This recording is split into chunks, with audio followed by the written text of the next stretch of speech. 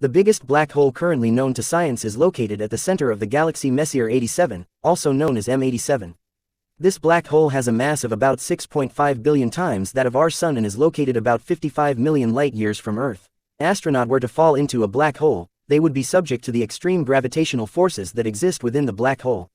The gravitational pull of a black hole is so strong that it distorts the fabric of space and time, causing a phenomenon known as spaghettification.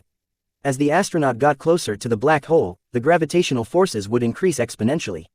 They would feel a tidal force that would stretch their body into long, thin strands like spaghetti. This is due to the fact that the gravitational force is much stronger at the astronaut's feet than at their head, causing them to be stretched out.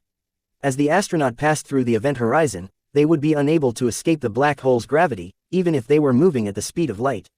They would continue to be stretched out until they were torn apart into their constituent atoms and their information would be lost to the universe forever.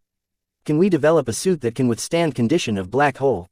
Unfortunately, it is currently not possible to develop a suit or any other technology that can withstand the extreme conditions inside a black hole. The nearest known black hole to Earth is V616 Monocerotis, also known as A062000, and it is located about 3,000 light-years away from us. It is estimated that our solar system is moving through space at a speed of approximately 220 kilometers per second relative to the center of the Milky Way galaxy.